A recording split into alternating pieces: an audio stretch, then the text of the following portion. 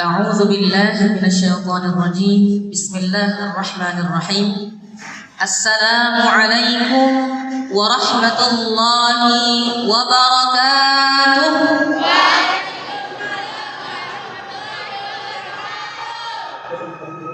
Alhamdulillah. Masih semangat gak nih kira-kira kita rasa? Masih? Masih atau udah lelah? Masih. Kalau nampaknya nanti udah ngantuk, kita udahkan. Alhamdulillah. Alhamdulillah bi ni'matihi tatimmus shalihat.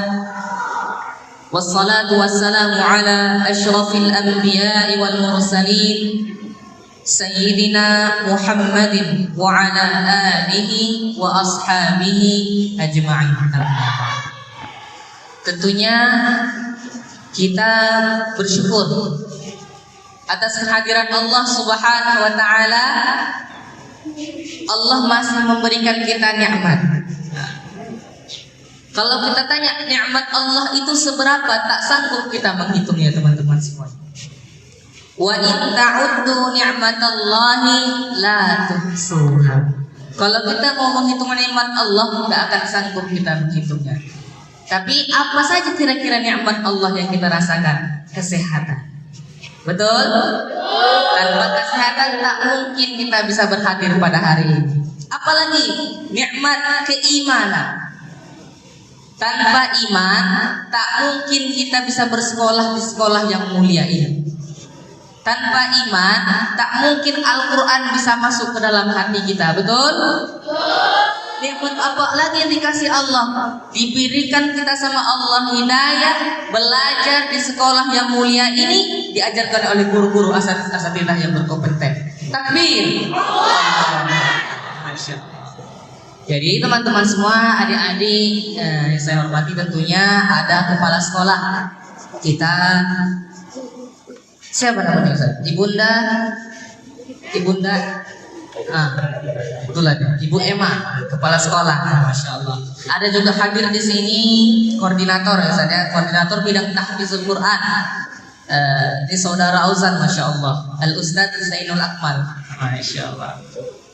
Yang juga Auzan hormati para asatidzah, para pengajar yang insya Allah semuanya akan dimuliakan oleh Allah Subhanahu wa taala.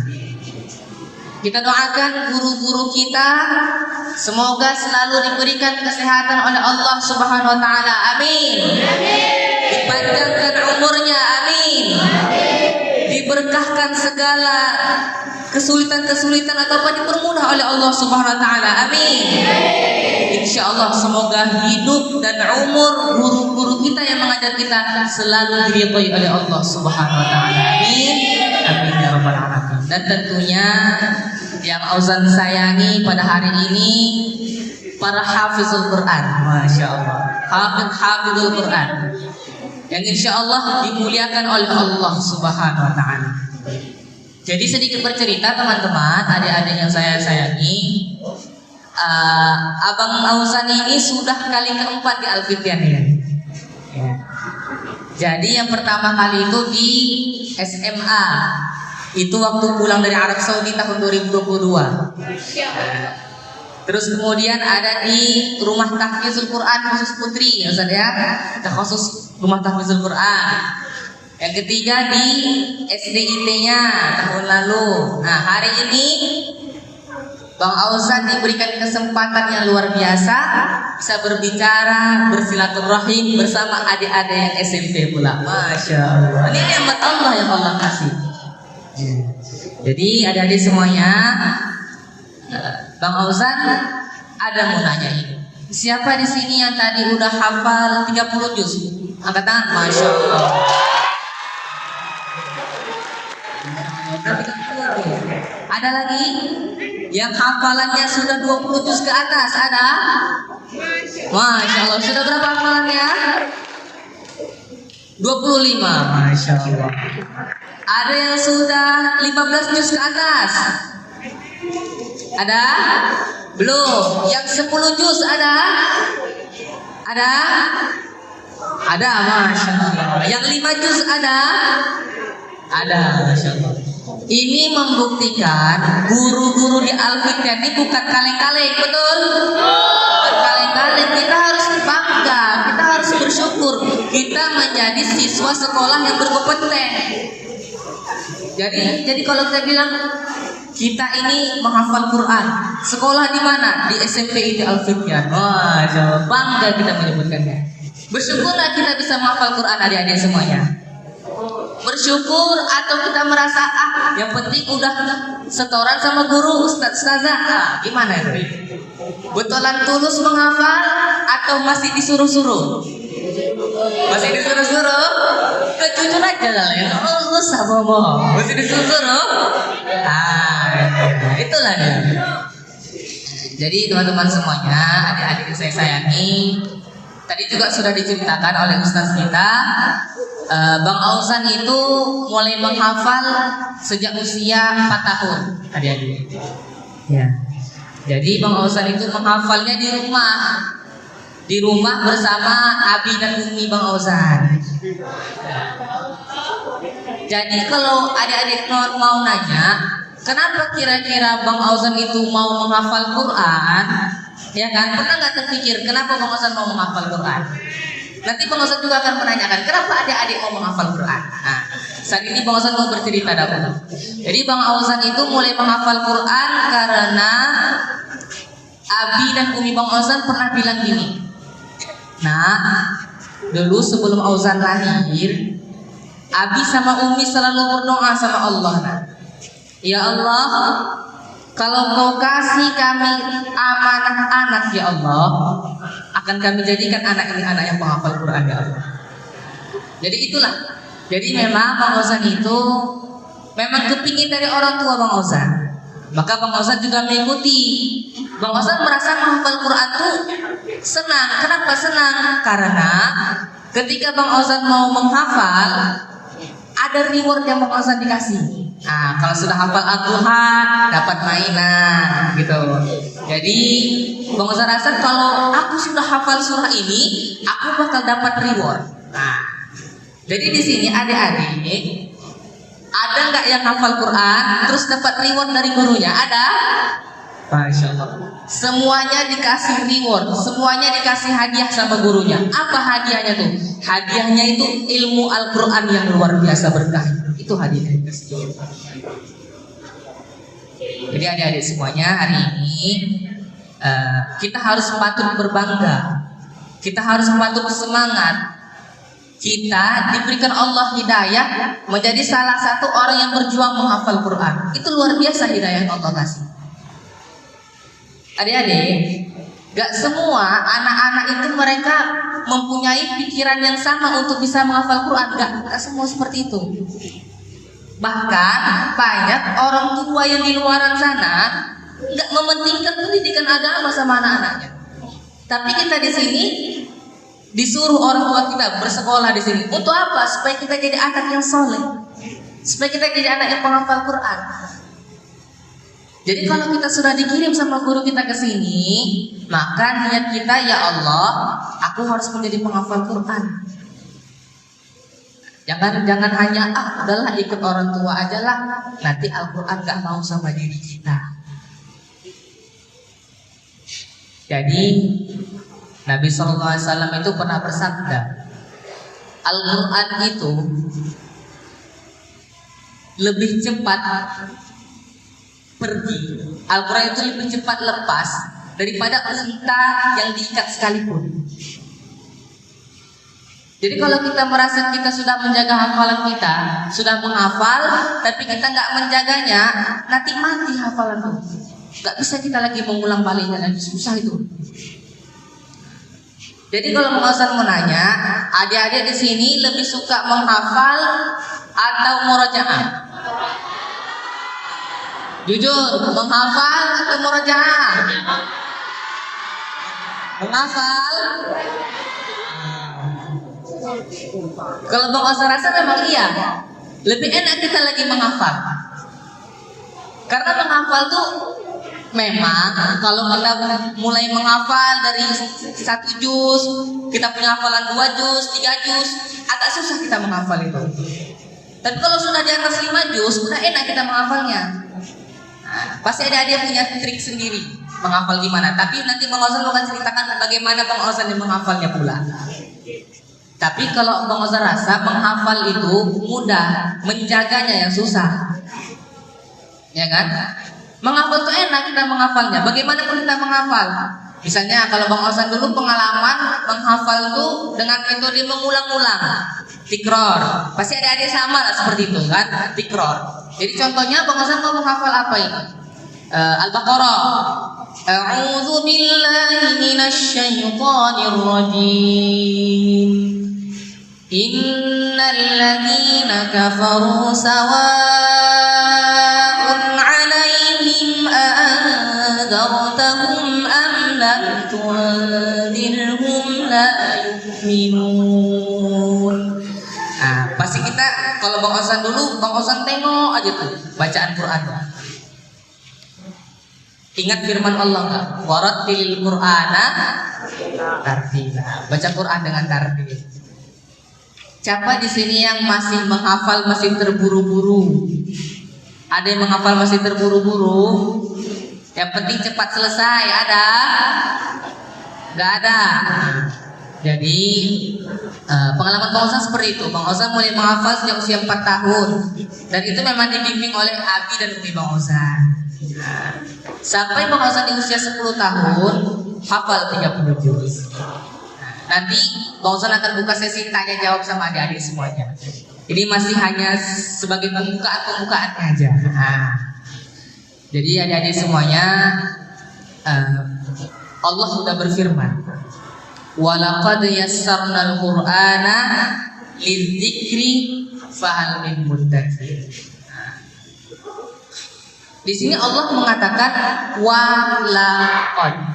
Biasanya Allah kalau bilang qad enggak pakai la. Kalau bilang la enggak pakai qad.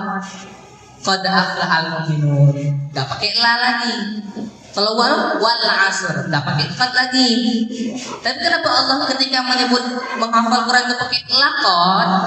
Karena Allah mau membuktikan la itu artinya sungguh, pasti. Kalau qad pasti. Jadi Allah seakan-akan mau bilang dan sungguh pasti. 2 kali Allah bilang ini pasti. Menghafal Quran itu mudah. Itu dulu yang kita tanamkan. Kalau Bang Ozan tanya sama adik-adik, menghafal Quran itu susah apa mudah? Susah apa mudah? Mudah, susah. Ada yang bilang susah, ada yang bilang mudah. Kalau kita bilang susah, betul susah. Tapi Allah sudah kasih garansinya bahwasanya menghafal Quranmu mudah. Tinggal bagaimana nanti praktek kita ke depannya.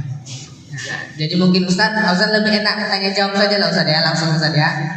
Adik-adik semuanya, ada kira-kira yang merasa Bang Ozan mau menanya gimana tentang cara menghafal? Ada? Jadi Bang Ozan mau cerita tadi dari usia 4 tahun sudah mulai belajar Quran. Jadi cara Bang Ozan menghafal dulu, yang pertama dari usia 4 tahun sampai 7 tahun itu dibimbing langsung dengan metode mendengar. Itu metode yang namanya talqin, mendengar. Gimana cara Bang Ozan mendengarnya dulu Bang Ozan? Dulu Abi Bang Ozan itu bekerja sebagai tukang jahit adik-adik. Jadi Abi Bang Ozan itu bekerja di luar. Sebelum bekerja, Bang Ozan direkamkannya dulu suaranya itu. Bang Ozan mau menghafal surah apa? Ad-Duha misalnya. A'udzu billahi minasy syaithanir rajim. Wadduha wal laili idza saja ma wadda'aka rabbuka wa ma qala. Diulang lagi sampai 20 menit. Setelah itu Bang Ozan kembali bekerja. Bang Ozan pun diperdengarkan lagi suara rekaman itu. Nanti kalau misalnya Bang Ozan sudah selesai, ditanya, nah udah selesai.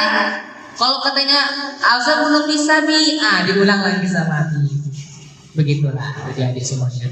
Cuman Bang Ozan di usia yang ke-7 tahun itu berubah lagi metode menghafalnya. Kalau tadi talqin mendengar, sejak usia 7 tahun itu memperdengarkan talqin. Nah, jadi seperti Bang Ozan bilang tadi, Bang Ozan mengulang dengan metode tikrar 10 kali, 20 kali, belum bisa 20 kali, 30 kali, belum bisa 30 kali, 40 kali kita ulang. Nah, Tabarakalladzi biyadihil mulku wa huwa ala kulli syai'in qadir. Ulang lagi. Tabarakalladzi biyadihil mulku wa huwa ala kulli syai'in qadir. Cuman Bang Ozan pernah dipesankan sama Abi, nah sebelum menghafal itu kita harus niat ikhlas terlebih dahulu. Itu yang paling penting. Innamal a'malu binniyat. Sesungguhnya semua perbuatan amal, semua perbuatan yang mau kita kerjakan itu pasti ada niatnya dulu. Betul? Aku mau ke sekolah, ada niat mau ke sekolah. Aku mau makan, ada niat mau makan. Aku mau menghafal Quran, jadilah Quran tuh kalau kita niatkan. Nah, itulah dia. Yang kedua baru kita ikhlaskan diri kita. Bang Ozan pernah ingat sebelum Bang Ozan bekerja itu, sebelum Bang Ozan menghafal, Bang Ozan disuruh senyum dulu di cermin, senyum. Kalau belum bisa senyum, jangan hafal Quran. Masih terpaksa berarti hafal Quran. Itulah dia adik semuanya. Jadi setelah ikhlas baru nanti masuk Quran. Itulah pengalaman Bang Ozan. Tapi pastinya adik-adik semuanya sudah diajarkan sama guru-guru yang bagus, yang berkompeten. Bang Ozan coba cerita tentang pengalaman pribadi aja. Jadi adik-adik jangan ragu kalau mau menghafal Quran. Jangan ragu, susah kali menghafal Quran. Jangan pikir seperti itu. Makanya kalau kita mau menghafal Quran, bukan seberapa cepat kita menghafal, tapi seberapa istiqomahnya kita ketika kita punya hafalan itu. Bang Ozan dulu menghafal 1 hari 1 halaman dari atas sampai bawah, bisa 2 lembar, bisa 2 lembar setengah, tapi nggak dikasih Abi. Kenapa? Nanti kedepannya nggak bakal istiqomah lagi, nggak bakal bisa lagi. Udah malas, udah nggak mood mau menghafal Quran, itu udah nggak bisa. Jadi kalau kita mau menghafal, terserah kita mau menghafal 5 baris, mau menghafal 6 baris, yang penting kita istiqomah menjaga. Itu yang paling penting. Kalau nggak kita jaga Quran tuh sebulan aja lepas Quran tuh, udah nggak bisa lagi kita menghafal. Makanya banyak teman-teman pesantren yang bilang, Ozan, kami hafalan kami mati, nggak hafal lagi gitu kan. Pernah nggak kita merasa kita udah menghafal tapi hafalan kita tuh nggak lancar? Pernah nggak kita terpikir seperti itu? Iya kan? Kenapa? Karena nggak kita jaga hafalan itu. Lemah hafalan tadi. Bang Ozan kasih analogi, Bang Ozan kasih perumpamaan. Seandainya kita kalau makan sehari berapa kali? 3 kali. Itu normalnya 3 kali kan? Ada 4 kali, 5 kali, ada serah. Pokoknya normalnya 3 kali. Coba kita bayangkan, bagaimana kalau kita berpuasa? Makannya berapa kali 1 hari? 2 kali kan? Pagi sama berbuka. Kalau kita bekerja, kita rasa ketika kita puasa sama nggak puasa, beda nggak tenaganya tadi? Beda kan? Kalau puasa lemas, kenapa? Makannya nggak cukup, betul? Begitu juga hafalan Quran. Kalau murojaahnya tak cukup, lemah Quran tadi. Tapi insya Allah Bang Ozan yakin kalian ini anak-anak yang punya skill semua di Quran. Kalian punya bakat di Quran. Muka-muka wajah-wajah anak-anak soleh-solehah semua. Siap kita mau menghafal 30 juz? Siap? Kalau kita punya hafalan 1 juz, punya hafalan 5 juz, jangan anggap itu sudah menjadi pencapaian luar biasa, jangan. Kalau kita udah hafal 10 juz, jangan merasa cukup. Kita gali, hafal 10 juz, kenapa nggak bisa 20 juz? Hafal 20 juz, kenapa nggak bisa 30 juz? Betul? Nah, intinya kita semuanya istiqomah. Kalau ada semua istiqomah di Quran, luar biasa barokahnya Allah kasih. Terakhir nih adik-adik semuanya, kalau cerita tentang Quran, ini luar biasa barokahnya. Barokahnya itu gak hanya di akhirat aja. Jadi kalau di akhirat kita banyak dalil-dalil kan, banyak ayat-ayat yang bilang menghafal Quran itu mulia, betul. Salah satunya ada hadisnya kayak gini, man ta'allamal Quran, ya kan, fastazharahu wa hifzahu. Siapa yang belajar Quran terus dia bersungguh-sungguh menghafal dan dia hafal Al-Quran tadi, adkhalahul jannah. Yang pertama Allah kasih masuk kita ke dalam surga. Surga itu luar biasa.